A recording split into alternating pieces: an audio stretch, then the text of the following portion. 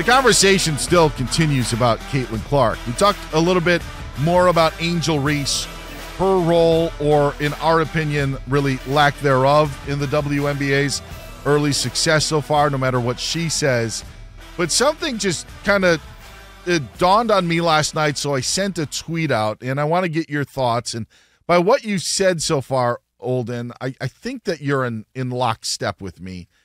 But in all of this conversation of how Caitlin Clark's been treated, how the other players have treated her, what's been going on, we hear from Caitlin Clark after these games, and she's asked the questions, and she's on the podium, and Angel Reese ducked out of a media session. She was fined by the WNBA for it over the weekend following that loss to the Fever.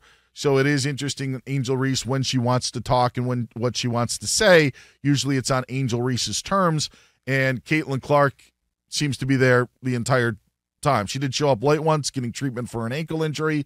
But again, this is the Angel Reese, Caitlin Clark dynamic that goes back and forth.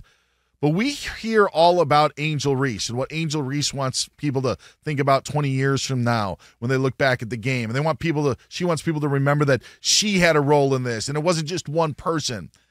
And I got to thinking about that one person. And it's, imagine you're Caitlin Clark right now. Your dream has been to become a professional basketball player, to play basketball, and I guarantee, Olden, she didn't dream about changing America's views on women's basketball.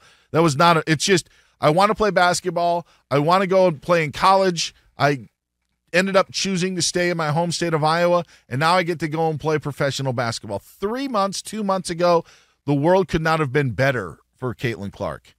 And now I just wonder if she thinks it was worth it. And when you look back at it, there are three things, and I made this in the tweet, 3 points that I feel describe the world that Caitlin Clark is dealing with right now. You come into a brand new league, you're the Haley's Comet of that league, your peers are jealous of you, your teammates don't stand up for you, and the league has no idea how to handle your success and now their newfound success. Yeah, you're absolutely right, and it's true. She's like, what did I get myself into? And so, again, all bad business moves, because that's the person right now.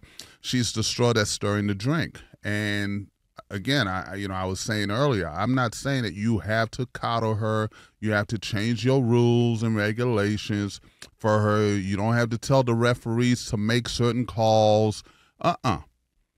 Just appreciate what she's brought to your league, period. And I'm not surprised that Angel Reese is making the statement she's making, because it's like, why not? I'm tied to her whether I want to or not, whether people see it or not. She's going to use it to her benefit as well.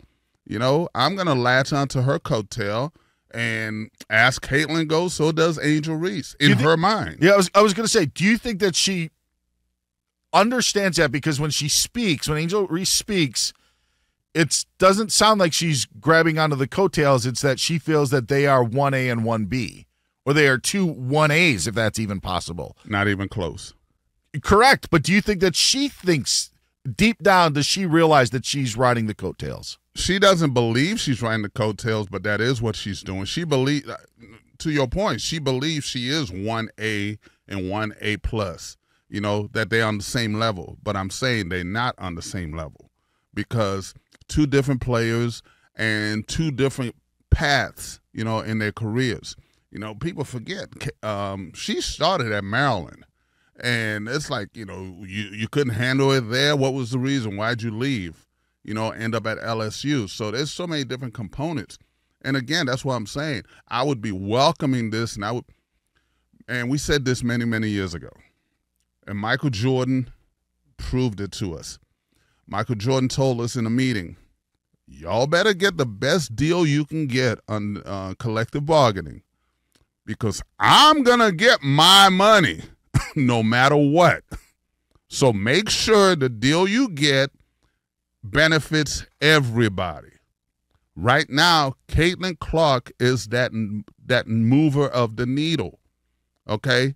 Y'all need to say, hey, she's brought all this into us. Let's appreciate it. Let's get all the best deals we can get for us, because she's allowing it to happen right now. I mean, they're averaging 17,000 fans at her games. They're moving arenas. When was the last time a WNBA team averaged 17,000? Those are the questions they got to ask when they want to get upset. And, oh, God, they don't deal in reality. There's some things I want to say, man, and oh, my God. Well, we know what you can't say, but if there are the things that you can say that we had to dump earlier. Because we're still not talking about the elephant in the room, the ginormous elephant in the room. You know? And that is, I mean, these people are hating on her. You know, she's a very good player. You know? She's a woman. You know, and I don't know what her sexual orientation is, but it's like, you know, I know that comes into play. She does have a boyfriend, and it's a topic that Doug has brought up. All that stuff comes into play. All of that comes into play because you got to remember when the league started, there was people that were afraid. It's like it's becoming a lesbian league, for lack of a better word. And it's like, dude, stop hating on this young lady for what she's bringing to your party. I mean, the financial aspects alone should have everybody like, damn, thank you. Yeah, they should be. I don't think that I don't feel that it has had that moniker as of late. But I understand what you're saying. I just don't think that a lot of people knew that Caitlin Clark had a boyfriend. I don't think that when Caitlin Clark was launching threes 3 years ago, when this kind of started to bubble a little bit, I don't think anybody knew about her sexual orientation. I think they were just enamored, like they were with Steph Curry, that somebody was taking 37-foot jumpers and making them on the regular. Exactly, but the undertones are there, and they lead to the animosity and the hate, because right now there is Caitlin Clark hate, and it's absurd to me that somebody that's turned your game around, you're hating on. It's like you bite the hand that's feeding you. The only people who are hating on it are the people who are benefiting from it. Exactly. And it's like, that makes no sense. What's the quote? You cut off your nose to spite your face? And that's what they're doing right now. So, again, to me, it's so absurd. You are benefiting, but yet you're hating on her. And that's why I keep saying, so many freaking agendas. There's just too many of it. Too many agendas all the way around. Because, again, we still not talking about basketball. Why the hell would you have her come into your league and the first 2 games she plays is against 2 of the toughest defensive teams in your league? And the amount of games that they have played early on in the season compared to other teams has also been brought up, where they were jam-packed on a schedule or brought up on a schedule. And insane. The other part of this that I don't think gets talked about enough, especially with Caitlin Clark's transition from college basketball to the WNBA, is when I say her teammates don't stand up for her, and when I say her peers are jealous of her, and when I say that the league wasn't ready for her, none of this had to happen right now. Maybe it was inevitable, Olden, but there was a discussion 3 months ago that we were having on what Caitlin Clark should do with her career. Because of the COVID year, she had an opportunity to return to Iowa for another year. It would have been easy to do that. Yeah. Maybe some of the Caitlin Clark fever runs out a little bit. Who doesn't want to stay in college for as long as you can and live out those college dreams? But before her final home game, she releases a statement, says, I'm going to the WNBA. And I felt that she needed to do that. You know why? Because the WNBA needed it. Like, that is the stewardship as a women's basketball player, to take my torch and now try to carry it to the WNBA to shine a brighter light on that. She could have stayed in college. She could have had NIL deals that are in the millions. Reports that Fox TV wanted to put together an NIL deal to keep her so they could broadcast more of her games next year in college basketball. That is an actual thing that happened. She would have gotten millions to stay at Iowa City and probably would have won more basketball games, and Iowa would have continued to roll and then could have gone into the WNBA the next year. And maybe all of this crap isn't happening because she's not in the same class as Angel Reese, or there's time for this season to kind of breathe and all of this drama. But no, she chose to go to the WNBA. And what does she get for it? Yeah, she gets her shoe deal, but an absolute miserable start to her career that I wonder if she would rather have stayed at Iowa City for next year. I think she's definitely second-guessing her move now based on what's been happening, but at the same time, I think it was the right move to make. Yeah. Because you have to strike when the fire's hot. Here's the one thing that always stood out to me, and I think this is where a lot of people are upset. And it wasn't even WNBA. It started in college. When they were doing the NCAA commercials, they always showed her when she did the heart sign with her mom. That stuck out in a lot of people's minds. It's like, why they just, is this the only person? So it started even back then because she was getting the notoriety and publicity. But I'm like, that's what happens when you're good. That's what happened when you're a game changer. I'm not saying she changed basketball, but she did change basketball in a certain way because she was just, it wasn't like she was throwing those shots up and they were missing. Correct. She was throwing them up and they were going in. And we wanted to see more of that. I know I did. I wanted to see this young lady play because I had never seen anybody with that kind of courage to just jack them up and that kind of freedom to just jack up 35, 40-footers. And it was normal for her. It looked effortless and Staffordless. And so to me, it was a beautiful thing to see. But I also enjoy watching Paige Beckers. I enjoy watching Juju Watkins. I enjoy watching all these young ladies play, and have, potential and WNBA careers.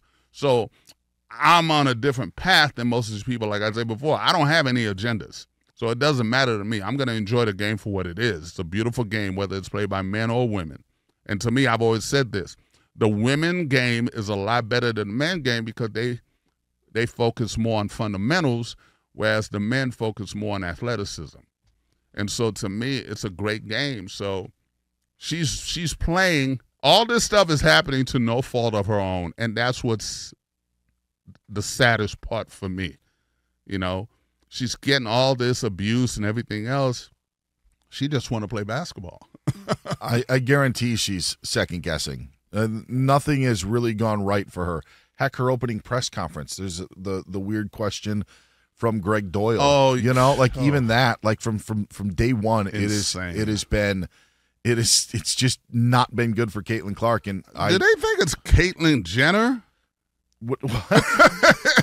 Are they mistaking Caitlin Clark for Caitlin? I don't know. Why is she getting all this hate? It's absurd. He is Olden Polynice. I'm Dan Beyer. One quick question before we take a timeout.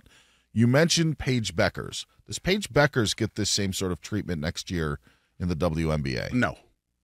No, she doesn't because she's not moving the needle like Caitlin is. Mm-hmm. For whatever reason, she moves the needle. She's the hot topic subject. Paige Beckers, to me, is a better player overall. So then does that take race out of this? It shouldn't be in it in the first place. That's my point. We're making it about everything other than basketball. That's the problem that I'm having. Let's keep it at basketball, but we haven't done that. We've added race. We've added the agendas. We've added our personal feelings. Everything else other than basketball and this young lady's feelings. And I don't care if it's Caitlin or Angel Reese. It could be on both of them. We are not leaving it where it's supposed to be on the court. We've taken it. We're changing. Basically, we want to change laws and views about social stuff, about gender equality. Everything is being played out on a basketball court now. The Fever's next game comes up on Friday against the Washington Mystics. This after Clark had just 3 points on 1 of 10 shooting in a loss to the New York Liberty. You mentioned schedule, a team they played 3 times. That was the 3rd time they played. But I also think that there was absolute fallout on what had happened the day before, everything talking about the Chicago Sky. That 3-point effort, to me, shows that, all right, it's kind of gotten to her. Not that back-to-backs aren't difficult, because they are, but it sure seemed to really add up in what was her worst performance of the year. We'll see how she responds on Friday.